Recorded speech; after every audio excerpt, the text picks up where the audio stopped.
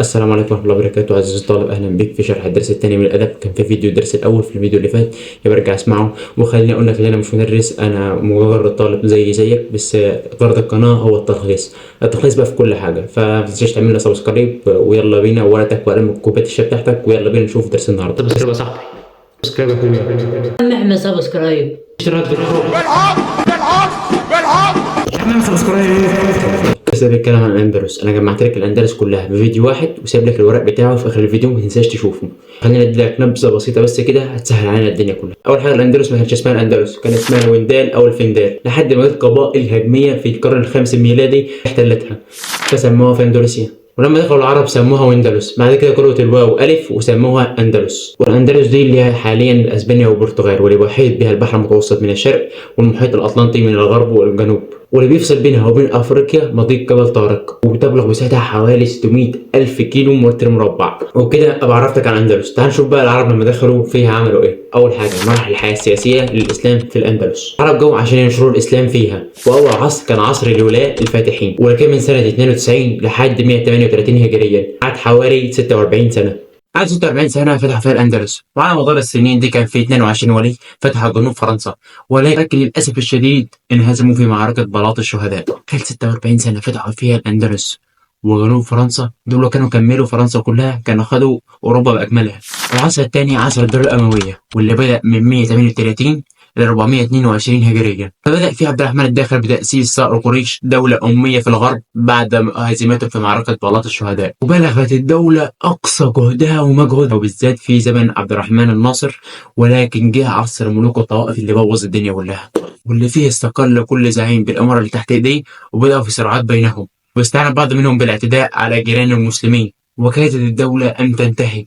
دولة تدخل يوسف بن شفتين وانتصر على النصارى سنة 479، وعمل عصر مربطين من سنة 484 لسنة 541، واللي فيه ضم الأندلس إلى دولته بالمغرب، واستعاد بعض المدن اللي احتلتها النصارى في عصر ملوك الطوائف، عشان يجي بعد كده عصر الموحدين اللي بدأ من 541 إلى 664 هجريا، واللي فيه قامت دولة الموحدين بقيادة عبد المؤمن بن علي بضم أملاك المرابطين في المغرب والأندلس، وحققوا انتصار كبير جدا على النصارى في معركة الأراك. ولكن عزيزي الحلو ما بيكملش، انهزموا بعدها في معركة العقاب. الهزيمة دي أدت إلى سقوط الدولة وضياع معظم المدن الأندلسية. بعد كده عصر الأحمر اللي بدأ 665 إلى 897، واللي فيه انحصر ملك المسلمين في غرناطة، واللي تعرف بالحمراء، لحد ما سلم أبو عبد الله الصغير مفاتيح الحمراء في ربيع الأول سنة 897 هجرية. ولما شافت أمه وهو بيبكي ساعة الرحيل قالت له: ابكي مثل النساء ملكا مضاعا لم تحافظ عليه مثل الرجال. بعد ما نزلوا المسلمون وخرجوا من الأندلس، تعال نشوف الحالة الاجتماعية والعلمية في الأندلس. شفت تشم الكوباية بتاعتك؟ أنا مش ساعد، بس الكوباية دي كده عندك في البيت.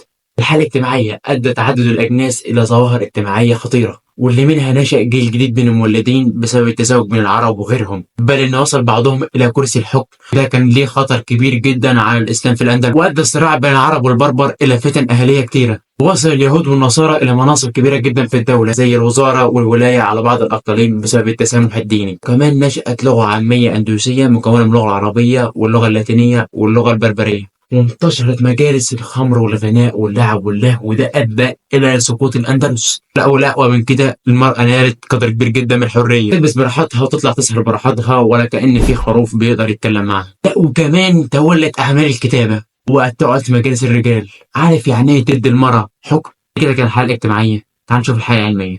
ازدادت الحالة العلمية، وده كان بسبب تشجيع الحكام للعلم، خصوصا في عهد الخليفة مستنصر اللي منح 1000 دينار لواحد اسمه الفرج الأصفهاني، مؤلف كتاب الأغاني، مقابل إنه أول نسخة نزلت منه نزلت في قرطبة قبل بغداد. والكتاب ده عزيزي آخر نسخة منه كانت من كام سنة، كانت ب40,000 جنيه. أنت متخيل كتاب ب40,000 جنيه؟ تاني حاجة، الاهتمام بالمكتبات وتزويدها بجميع الكتب، حيث كان في مكتبة المستنصر 400,000 مجلد.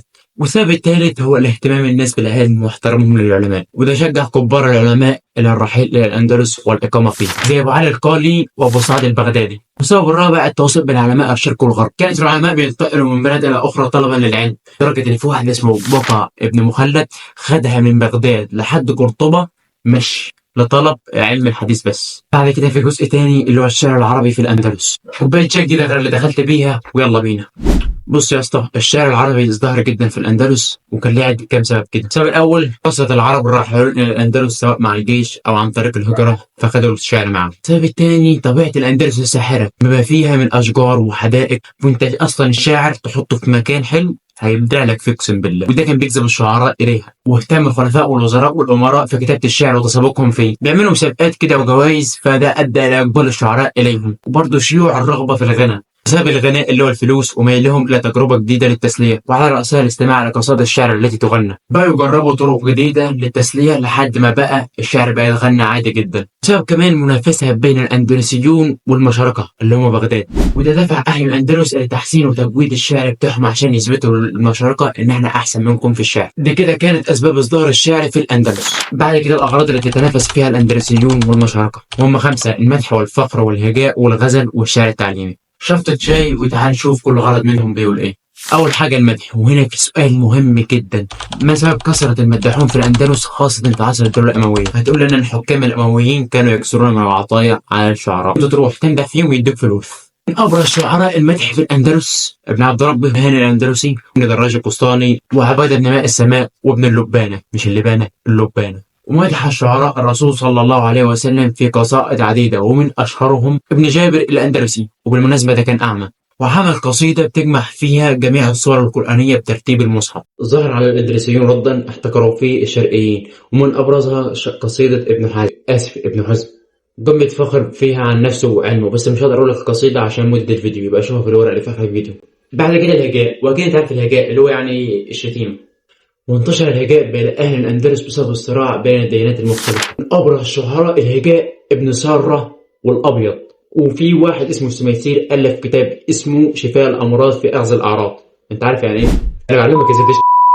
بعد كده الغزل، وازدهر الغزل لسببين: السبب الأول نهضة فن الغناء والغزل، والتاني الفراغ اللي كانوا عايشين فيه الأندلسيين، ناس فاضية ومعاها فلوس فالغنى يزيد فالفاحشة تنتشر، فالخدامين والرقصات تبقى البلباظ. من أشهر شعراء الغزل ابن زيدون، واللي اتشهر بحبه لواحدة اسمها الولادة بنت الخليفة المستكفي، وكانت بارعة جدا في الجمال وما كانتش سايبها في الرايحة والجاية. والتاني ابن سهل الأندلسي، اللي قصيدة كده يبقى قراءها في الورق عشان هي طويلة شوية. بعد كده الشعر التعليمي، وده ازدهر بسبب ازدهار الحالة العلمية واتساع دائرة العلوم والفنون. ومن أشهر شعرائه يحيى بن الحكم، وده عمل قصيدة كبيرة جدا في فتح الأندلس. والتاني ابن عبد ربه، ده عمل قصيدة 450 بيت سجل فيها انتصارات عبد الرحمن الناصر كلها في فتح الأندلس. تالت أبو طالب عبد الجبار، وده نظم قصيدة كبيرة في تاريخ الأندلس لحد عصر المرابطين. الأغراض اللي تنافس فيها الأندلسيون على المشارقة 5: المدح والهجاء والغزل والفخر والشعر التعليمي. شوف بقى الأغراض اللي تفوق فيها الأندلسيون على المشارقة، وهم حاجتين: شعر الطبيعة ورسائل المدن والممالك الزائدة. هم تفوقوا في شعر الطبيعة لسبب: كمان الأندلس الساحرة، من قلت لك حط الشاعر في مكان حلو هيبدع لك فيه. وحب الشعب الأندلسي لبلادهم لدرجة العشق. بعد كده رسائل المدن والممالك الزائدة، وده تفوق الأندلسيون بسبب كثير من المدن اللي وقعت في يد النصارى. الأندلس كانت البقعة الوحيدة اللي فتحها المسلمين وخرجوا منها بشكل نهائي، وده بسبب حب الدنيا. الناس بقت متعلقة بالأكل والشرب والسهر وعدم الجهاد. كان بيستعين الأخ بالأعداء على أخيه زي ما قلت لك في عصر ملوك الطوائف. وأول مدينة سقطت في الأندلس كانت مدينة طليطلة في وسط الأندلس، وسقطت عام 478 هجرية. وآخر حاجة الأغراض اللي أثر فيها الأندلسيون على المشارقة، وده أثروا في الشعر والزهد والفلسفة والتصوف. والتصوف ده هو مجموعة من الزهاد ليهم منهج معين كده عايشين عليه. وأسباب التأثير كانت الفلسفة والتصوف من أهم العلوم اللي حارب الفقهاء عشانها، وهم اهتموا ببعض الفلاسفة وحرقوا كتبهم. وتناقض حالة الرفاهية اللي كانوا عايشين فيها أهل الأندلس، فكان الزهد والتصوف بعيد عن حياتهم أصلا، وكانوا بيستعيدوا علومهم من المشرق العربي، وما عملوش حركة ترجمة إسلامية زي اللي كان. وده ما يؤديش إلى عدم وجود الأغراض دي بشكل نهائي، لا كانت موجودة بس بشكل نادر. وكان في فلاسفة كبار زي ابن باجة وابن طفيف وابن رشيد، وكان في متصوفين مشهورين زي ابن العربي اللي في مسلسل أرطغرل لو سمعت، وابن سبعين والشاشتري. وكان في شعراء يدعون للزهد زي ابن عبد ربه اللي كان في الشعر التعليمي. وفي حاجة صغيرة كده اسمها الموشحات الأندلسية، واللي عمل الموشحات دي اختلف الباحثون على 3 أشخاص، وهم الأمير عبد الله بن عبد المعز وابن عبد ربه وعبيدة بن ماء السماء. وسبب إنشاء موشحات انتشار الغناء في الأندلس بعد وفاة المغني زرياب، وده يقال انه كان سبب من سبب سقوط الاندلس. كان اول واحد كتب اللحن على الورق، عارف الملحن اللي بيقعد يبص الورق كده ويلحن، هو ده. وبرضه كان بسبب تعدد اللغات وانتشار اللغه العاميه الاندلسيه، واحساسهم بالبلد من اشكال الشعر التقليديه، وكانوا عايزين حاجه جديده تعبر عن البيئه واهلها. كون الموشحات من عنصرين اساسيين هما الاقفال والاطوار. الإقفال والأدوار. بتتكون تقريبا من 6 أقفال من البداية للنهاية و5 أدوار. ده كله كده هو ده الأقفال، لكن اللي تحت بعضه ده هو الأدوار. معلش يا صديقي، ده آخر درس في الأدب، فممكن ناخده معانا برضه في الفيديو ده، هو كده كده صغير يعني مش هياخد مني وقت. يلا بينا.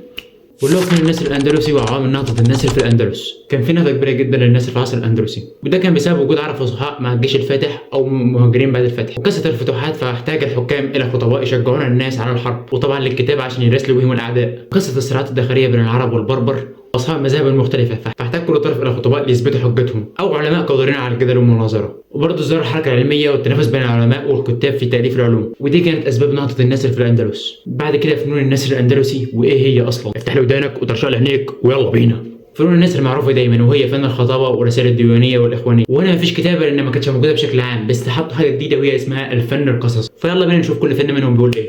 أول حاجة فن الخطابة، والخطابة كانت مهمة جدا في المعارك الحربية والمنازعات السياسية. وعندنا واحد اسمه طارق ابن زيد. المهم طارق ابن زيد ده كان له خطابه قالها كده لما مر بجيشه من المغرب للاندلس، والمؤخرين والعلماء ما كانوش مصدقين ان هو اللي قال الخطابه دي، وقالوا لا دي هي نسبت اليه.